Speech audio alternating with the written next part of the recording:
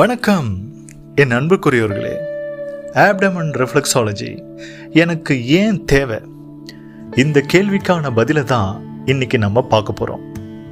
இந்த கேள்விக்கான பதில் தாங்க என்ன ஆப்டமன் ரெஃப்ளெக்ஸாலஜி பக்கம் இழுத்துது. வாங்க நீங்களும் அந்த பதிலை தெரிஞ்சுக்கோங்க. என் அன்புக்குரியவர்களே, ஒரு மனிதன் நிறைவா நிம்மதியா எப்போ ஃபீல் பண்ணுறான் தெரியுங்களா? ஒரு மனிதனுடைய வயிறு நிறையும் போது தாங்க அவன் நிறைவா நிம்மதியாக ஃபீல் பண்ணுறான்.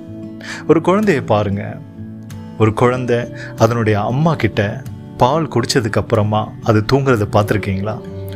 பாருங்க, அந்த குழந்தை எவ்வளவு நிறைவா நிம்மதியாக தூங்குது. அதே மாதிரி தாங்க இந்த வயிறு நிறைஞ்சு போச்சுன்னா நமக்கு மனசும் நிறைஞ்சிரும். இந்த வயிறு நிம்மதியாக இருந்தால் நம்மளுடைய மனசும் நிம்மதியாக இருக்குங்க.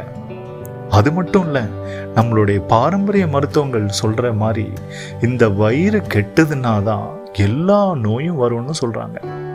அப்போது நம்மளுடைய மனசு, நம்மளுடைய உடம்பு, இந்த ரெண்டும் வயிற்றோட நேரடியான தொடர்பில் இருக்கிற ஒரு முக்கியமான பகுதியாக இருக்குது.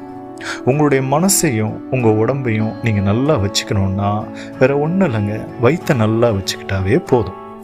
வயிற்றுப்பகுதி அப்படிங்கிறது ரொம்ப ஒரு முக்கியமான ஒரு பகுதி.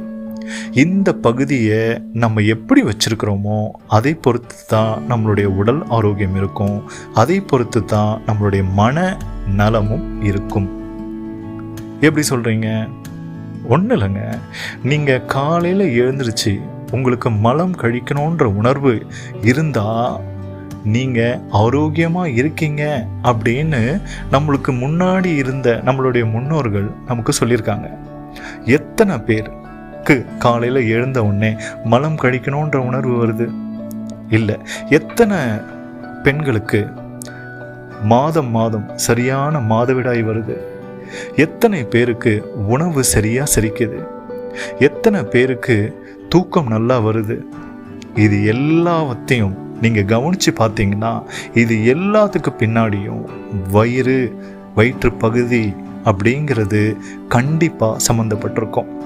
அப்போது அப்படிப்பட்ட ஆரோக்கியத்துக்கு சம்மந்தப்பட்ட, நம்மளுடைய ஒழுக்கத்துக்கு சம்மந்தப்பட்ட, நம்மளுடைய மனநலத்துக்கு சம்மந்தப்பட்ட ஒரு பகுதி தான் நம்மளுடைய வயிற்றுப்பகுதி.